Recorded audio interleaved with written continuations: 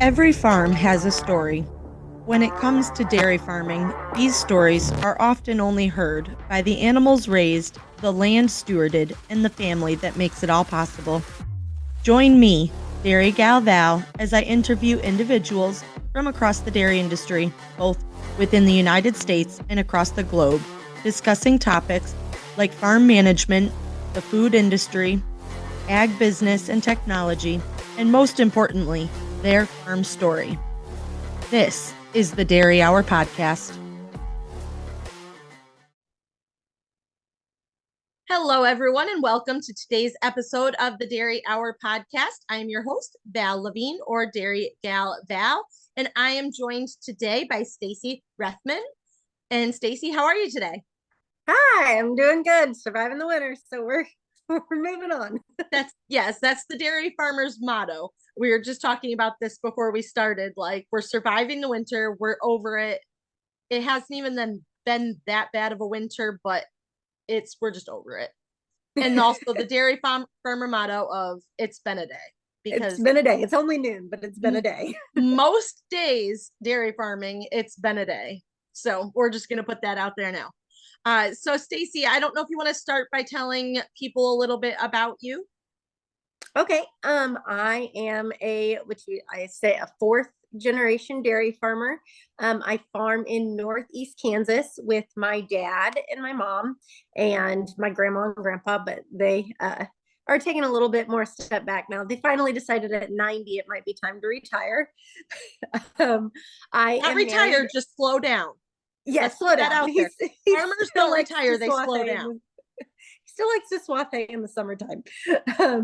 But I am married and I have two kids.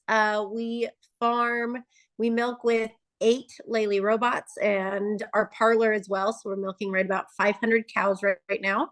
And we raise all our own calves. We grow all of our own corn and keeps us busy. But here we are moving on. Awesome. So your full-time job, you are dairy farming full-time. That is, besides being a mother and a wife, that is your basic career at this point. Yes? Yes. I actually was a teacher for 7 years and I part-time dairy farmed during that teaching. And then in 2020, I made the switch to full-time dairy farming.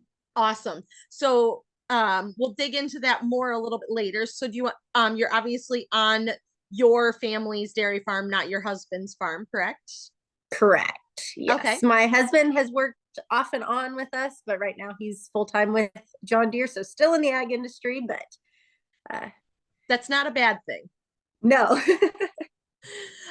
So let's rewind. So you grew up on the farm. Were you very active in the farm as a child, or were you pretty much, as hands off as you possibly could be? How did you do growing up on the farm? I was pretty active on the farm. I was always a small child, and so I don't even know how old I was, but I remember having to go help my dad milk cows, and he would tape the post dipper to a cane so I could reach the udders of the cows and dip them after they got done milking. And that was my first job on the farm. Not a bad first job. But I do remember we grew up and helped with milking and feeding calves. But at some point when I was in grade school, my mom took over feeding the calves. So she moved them up to our house, and I remember helping her feed calves some. So I wasn't like full-time all the time helping when I was a kid, but we had our big sections of time that we helped out, and didn't always have to do chores every day, but we had our seasons. Okay. And I was That's not a bad thing to do.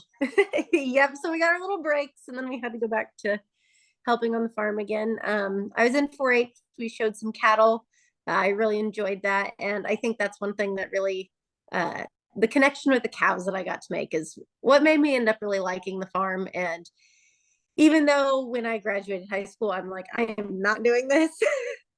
I see what my parents go through. I want no part of it. And then when I came back and started teaching, and I would help part-time here and there, because it's like, oh, I need to get outside. I need to do something. And I just eased myself right back in and haven't left. Well, there you go. So where did you go to school, college? I went to Washburn University in Topeka, Kansas. So I graduated with an uh, bachelor's of education with an emphasis in, no, it's a bachelor's of mathematics with an emphasis in education. It's been too long. I don't You're, remember. you're good. So I was a middle school math and science teacher. Okay. That's a tough job to have also. Can we just throw that out there for all of our teachers listening? Yeah, middle schoolers are known to be a challenge. I can see that They would were fun, but they had their moments. takes But a lot of patience. a lot of patience. I enjoyed it, and I really enjoyed the science part of teaching. Okay, I really enjoyed math, but I also enjoyed the science because I would like saw the some of the things I was teaching in science like were also applicable on the dairy farm. Like when That's we did the farmer in genetics, you. I loved teaching genetics and pulling in the red and white Holsteins and the black and white Holsteins. Like it all applied. Yes. I think that's like every dairy farmer's like soft spot is just that like the little connections of science, because you just ask a dairy farmer and they're like, oh no, I'm not into science. But then you get talking about something and they're like, oh yeah, yeah, yeah. And they know all about it. And you're like, yeah, that's science, like just There's in a all different sorts of application. science. Like it's all there. Yep. No, I agree. And even math, like you pretty much have to be pretty proficient in math to be a dairy farmer these days, especially whether it be doing the books or just calculating different things around the farm. So I completely see that. So those are pretty practical applications. And then so you graduated from college and then you started teaching right in your home area, or did you go away Yeah. at all? Nope. I moved back home. I moved back in with my parents as soon as I graduated Perfect. college. And I taught at the school that I attended in middle school. Okay. But we were also engaged to be married at the time. So like we knew we were moving out. It was just in that transition Yes. of And you met your husband, did you meet in him high at school. Oh, in high school, high school sweetheart. Yeah. Oh, that's even better. We didn't date in high school, but we we started dating in college and then Okay. So that works. Yeah, my husband and I, well, we're very similar in that aspect. My husband and I we went K through 12 together in a, fairly small district and knew each other, never dated, never even crossed my mind. Um, he stayed around here. I went like an hour and a half away to college, came home on the weekends, and actually he started working for my parents. And so we became friends. And then a few years after I'd graduated college, we were still just friends. And then one date later, and here we are. So, yeah, so you go from one date to married all kids, right, the you whole might as shebang. well. Yes. So that I can see how that would be a thing. But I just think it's funny our similarities of how, Mm-hmm. My husband came to except he works full time on the family farm for us. So that's a little bit of a different thing, but we can get into that later. So you moved back home, started teaching. How long did it take when you got home before you started heading back out to the barn again? Oh, I don't know because even in college, I came home in the summer and I remember helping through silage harvest and here and there. So when I came back home, I think I started with the calves because my mom fed calves full time then, and so she needed some extra help. So I'd help her on the evenings and weekends and stuff. Here, probably not the evenings, more the weekends, and then it kind of like snowballed from there. I remember because I had my two kids when I was teaching. Okay. And so I got my maternity leave and all of that. And after I had my son in April, so right at the end of the school year, so I didn't finish out the school year. Mm-hmm. And I was already home with him for like 2 months. And then I had the whole summer before school started back up again. I'm like, what am I going to do all summer? And so I actually started milking. We milked 3 times in a parlor at the time because we didn't have any robots. So that summer, right after I had my son, I did the midday milking twice a week, and my mom babysat him so I could get out of the house. So That's not a bad thing to get out of the house when you're just used to being on the go, and then all of a sudden you're like, I had a baby, now I'm sitting in the house all the time. yes, I like to be doing things, and it was just one of those. My daughter at the time still went to daycare 3 days a week, and so 2 of those 3 days I milked cows. That's some maternity leave, right? Show Yep. me a teacher who does that on maternity leave, right? Oh my gosh. So you started back that summer, and at what point were you like, I think I'd rather stay here? Well, that summer it was just the part-time, and then the summer after that, Okay. I went full-time all summer long. My kids continued daycare during the summer, and because they needed the help on the farm, and I Yep. just kind of clicked into place and had all sorts of jobs to do. And then 2020 rolled around, and it was like COVID when I was really thinking about it. And I Disaster. was like, oh no, what do we do? Do I work on the farm full time? Do I keep teaching in this crazy Yeah. environment? And that's when I officially made the switch. It was more of well, it's my time now. Like I can work, take care of the cows. But if I have to go run this errand or that errand, I can do that and just rearrange my schedule and not be locked into somebody else's schedule. Yeah. So that was a big thing. Of course, it's a busier schedule, but it's my schedule. Yes. The cow's schedule and your schedule. Let's be realistic. Yes, let's put it that way. Yes. But I can shift them an hour here and there as needed sometimes when it comes to feeding them. I'm not milking them, but feeding them. Yes. So, And do you have siblings or no? yes, I have 2 younger sisters, and then I have one much younger brother who's a senior in high school right now. So, Okay. And did they show any interest in the farm, or was it clearly you right from the beginning? well, my 2 sisters are both married now, and so the one moved down to Oklahoma, so she's not really around. My other sister does live in town, and she worked on the farm for a couple months, and she's like, "Nope, I'm not doing this." She was Not for between me. jobs and worked. She worked on the farm for a couple months, and she's like, "I'm getting another job." So, Well, that works. It's either for you or not for you. And yep. at least before disaster happened, or at least I hope before disaster happened, she realized that it was not for her and decided that it'd be Yep. So best off to not be there. I think she likes working inside. She's come and helped here and there still, but like for the most part, full time, I don't think is her thing. Yes. And then does your little brother, does he have an interest in the farm, or is he pretty much not? He works part time with us right now. He's getting ready to go off to college next year, so we'll see where that leads us. It's one of those you never know where you're going to end up. So Yes. you have one idea, and it You never know. Yes, you'll end up in the spot you're meant to be. And until that happens, I do believe that's correct. yes, until that happens, then you're just kind of at the mercy of figuring out where you're supposed to be. So I completely get that. So then what was your husband's reaction when you were like, I think I'm actually going to be on the farm instead of teaching?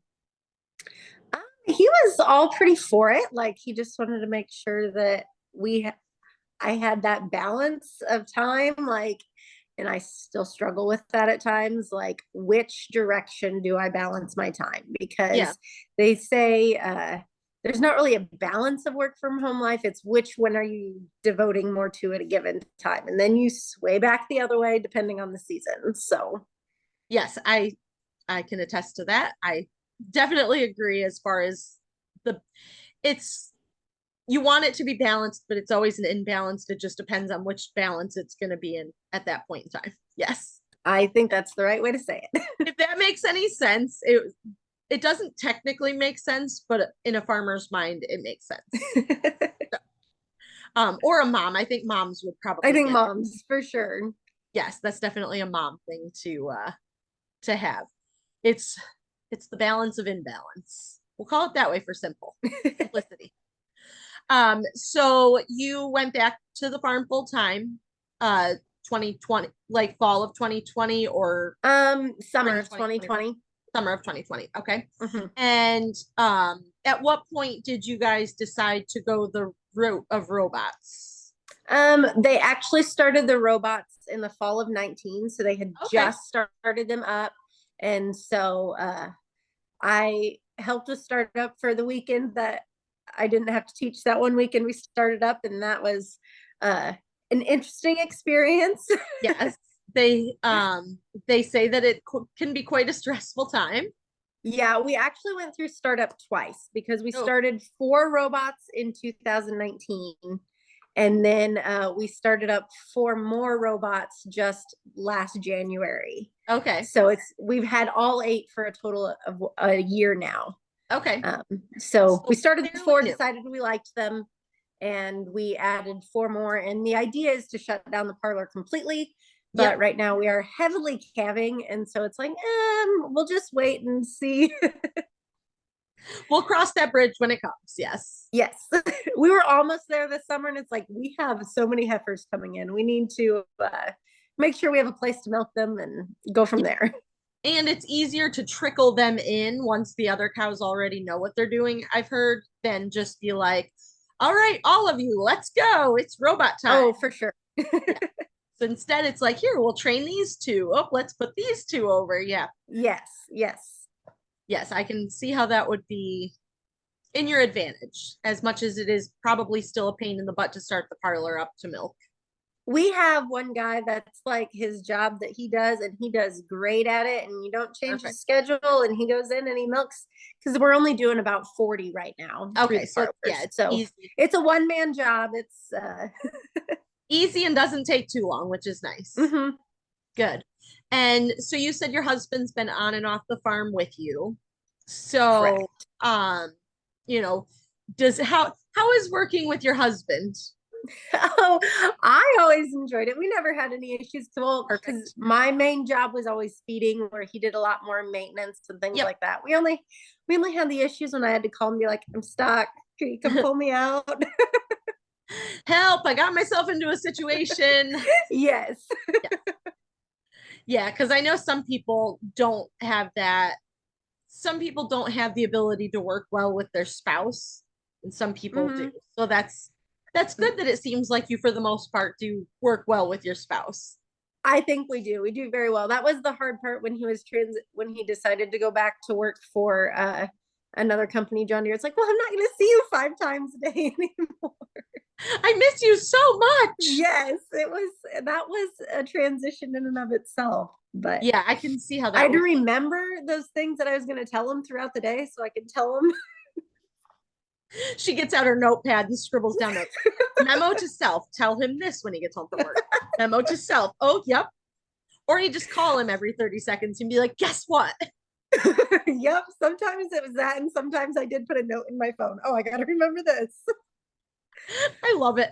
And it's so funny because I'm very similar to you in that I wouldn't know what to do if I couldn't just call Greg all the time and be like, oh my gosh, so this happened.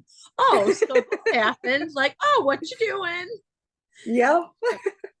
Yeah, I feel bad that you don't get to have that right at the moment. Like, that's kind of sad. See? We're moving on. We're making do. Got to make it work. Yeah. Then you just want to see him so much more at the end of the day, right? I guess so. Yeah. I guess so. She's so convinced on that. Sure, I do. Why not? Honey, why don't you go back to work for a few more hours? It was nice and quiet here. No, because then the kids are running around the house. I was just gonna say, take the kids back with you. Go to work for a couple hours, take the children, give me some peace and quiet, and call it good. Yeah. No, it definitely, there is something nice about having that flexibility of being on the farm. And like you said earlier, like it's nice to be able to have your own schedule. If you need to run and do something, for the most part, you can kind of schedule around that and make things work if you need to run a specific errand at a specific time. And I definitely agree with you as far as being on the farm. That is a really nice thing to be able to do. So right, you have your list of things that need done for the day, and you know about what time they all need done, so you can weave everything in and out through there. Yes. Have you had an adjustment as far as time management goes with coming back to the farm, or has it been a pretty easy?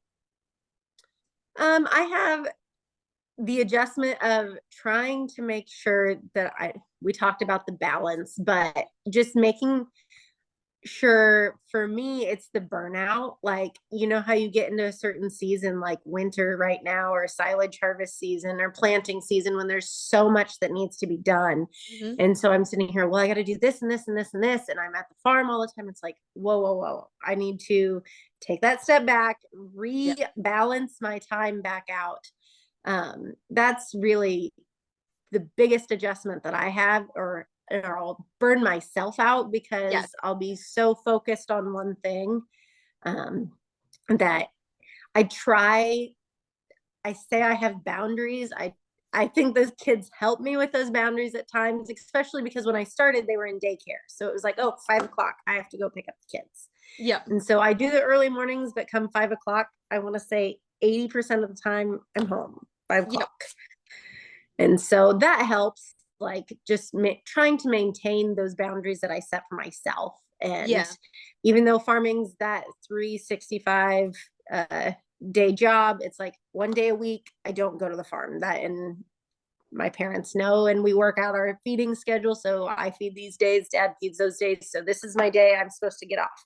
Yeah. Now, again, silage harvest in this crazy weather, we struggled with that a lot. All bets are off. Yeah. If there's crop harvest going on, all bets are off. Let's roll. If it's -14 and everything's freezing, all bets are off. Yes. Bundle up and drag it out there. Let's go. How far away do you guys live from the farm? I'm only 1.5 miles from the farm. It's nice, actually kind of nice. I'm between the farm and my parents' house, and all of our calves from 10 days to about a year old are at my parents'. Okay. So, like, I'm literally on the path of the farm. There goes Stacy. She's driving by for the 17th time today. Yep. I've been known to drive a tractor home for lunch. Yeah, you got to do what you got to do, right? If it's available and you're in it, go for it. Right. Because I had to take something up to my parents' house on the tractor, and then it's lunchtime. So I pull in the driveway and I eat lunch. Perfect. Makes it easy. I had to stop home on the way back. Yes. Yep. Took a little nap. No, I can see how that would be fun. So what has been the easiest? You talked kind of about what your biggest challenge was coming back to the farm. What was your easiest part of coming back to the farm? Oh, the easiest part. I don't know. I think the easiest part. Sorry, I'm coming with all the hard questions. You're throwing me on the spot there, because I don't want to even say it was finding my place, because that was a little difficult at first. Like, my grandpa was still pretty active, and so we had the transition of what exactly I was going to be in charge of and doing. And eventually I did take over feeding the cows, so that became my main job, as grandpa kind of stepped back from that. But so that even took a transition. I think the easiest part was just knowing this is when I'm showing up. I'm gonna be outside today, enjoy the sunshine and the cows.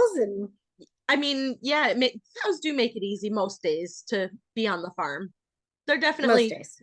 Yeah, they tend to be good coworkers, but every once in a while you get one that just has a day. Yes.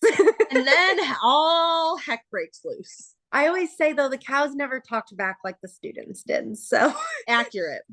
I have a few that if they could talk, they probably would talk. They probably would. But we're going to leave it at the fact that they can't and call it good, because sometimes I don't think I want to hear what they have to say. So, as my one pet is called, we call her Tanya Harding. Tanya. And she's super, super nice. But one of these days, she's just one of those cows. Like, you're like, are you someday just going to snap and like take somebody out? She's got that, it's that part Jersey in her. Like, she's just got that way about her. You're There's like, you can tell she has a little bit of an attitude behind her. She's got attitude. Yep. And she loves me. She'll do about anything for me. But the guys, like, if they're trying to move her somewhere, is like, the queen goes when the queen wants to go. Where she wants to go. When she wants to do it. That is, if she wants to go slow, don't you dare think about hurrying her up, because she'll go slower. And like, she just kind of gives them this look like, I don't think so. Do you know who you're talking to? Like, Oh, we have some of those.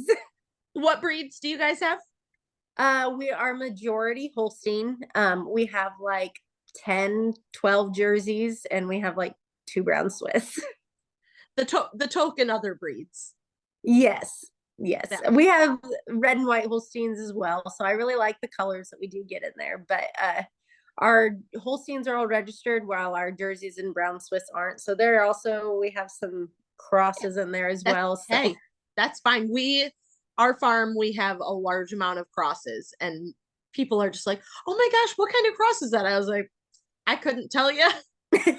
I bet you it's got some Holstein and maybe some Jersey in there. As far as the other stuff, couldn't tell you. It's a Heinz 57. It is so, but it keeps things interesting, gives you some good color patterns to work with. And and their attitudes when it comes to the robot, it can be completely different with their breeds. The funny part is our jerseys, so they go into the robot, and since they're a smaller cow, they have more room in the box in the stall, and they're shorter as well. So when the gate opens, if there's feed spilled on the ground, those jerseys will stay there and keep eating the feed. And there's like a little shocker that hangs to try to, just like, in case if a cow wants to hang out. Yep. Right. It'll like give them a little zap so they walk out, and it doesn't reach the jerseys because they're too short. So and they're smart enough to figure that out. And so we'll get a phone call, cow too long in box. Jersey hasn't left again. That dang Jersey. Cleaning up everybody else's feed, doing her thing. Yep. And she does not have care in the world. Yep, that sounds about right. That's how jerseys go. So let's see. I think that we're in a good spot to find some random questions to bring into this conversation. So what is your if you could change one thing immediately, like whether it be in your life, in the farm, something to do with the farm, what would you change? The weather.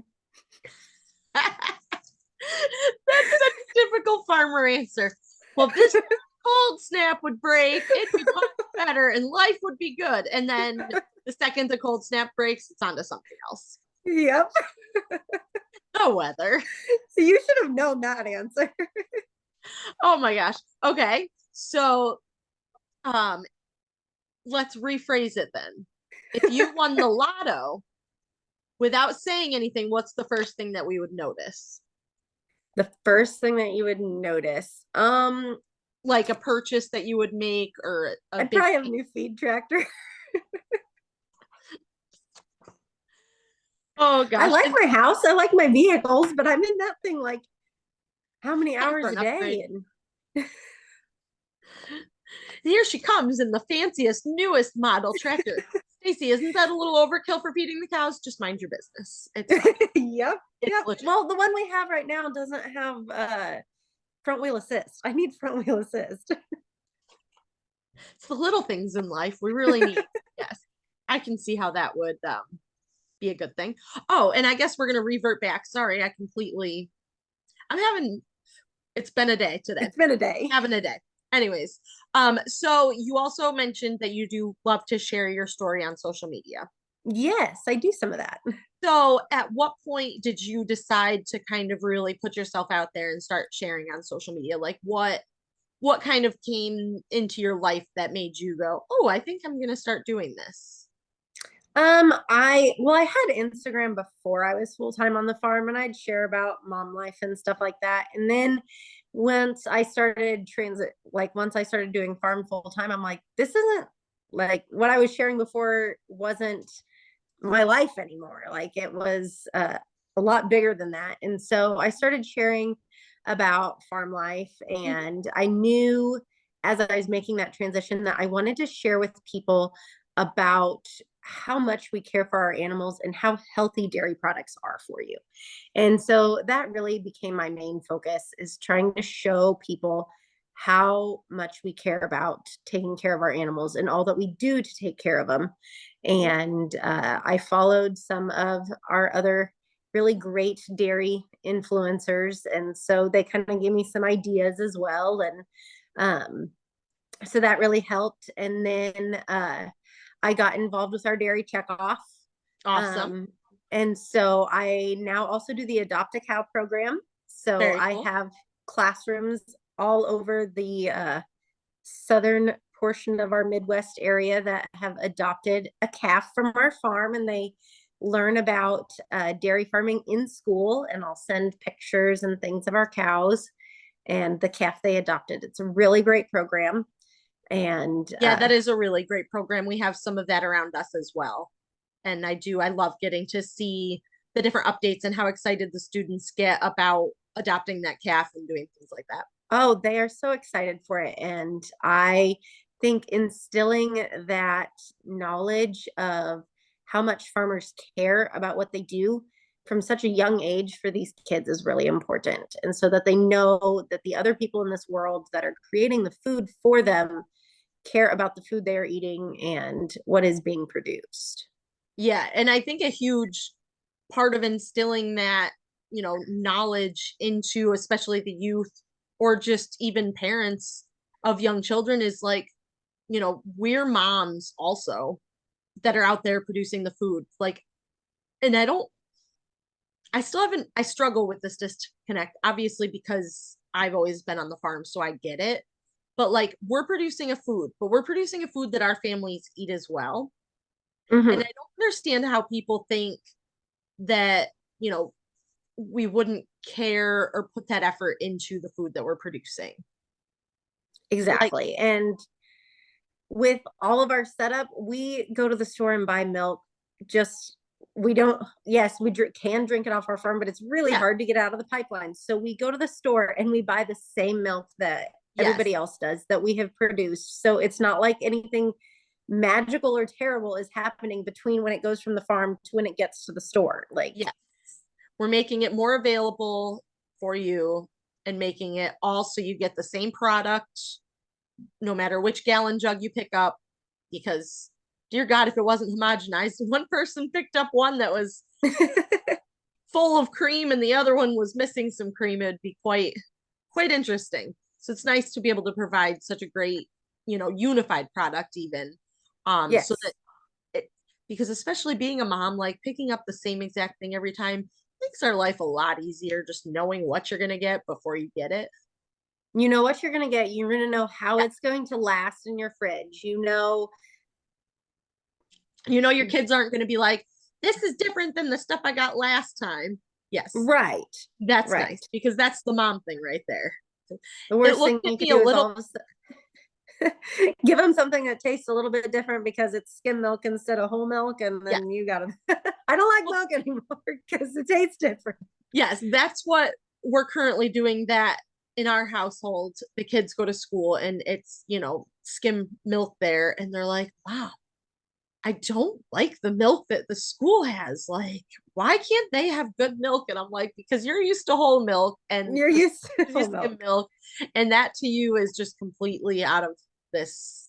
They just don't understand it at the age that they're at right now. Hopefully, they'll understand it in the future. And hopefully, obviously, subtle flex of like, we need whole milk in schools. It tastes so much better.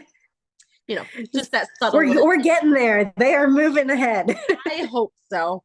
One could only hope. I think we got 2%. So yeah, we're getting there.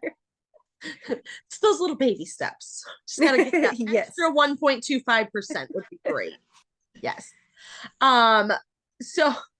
So now to get back to our fun random questions, now that we've talked a little bit about your social media sharing. Oh gosh. I'm like having a fun time trying to pick these today. What is your dream vacation?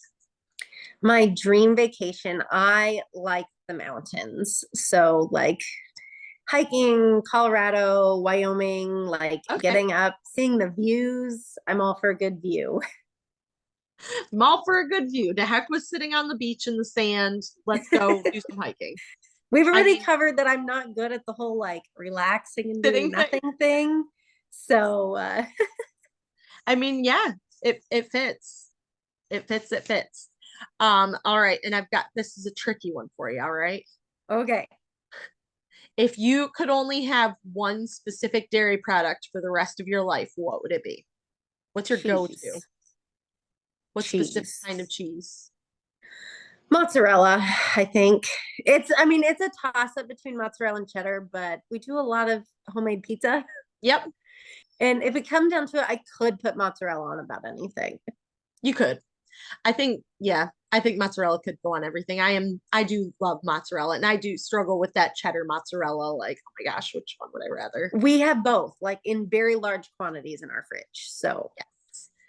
Yes. And then us dairy farmers, I also have taught my kids to be like cheese snobs. And they're like, mhm. they live off of our co-op. We make like these little, I think they're like a 0.75 ounce, like little cheddar bar.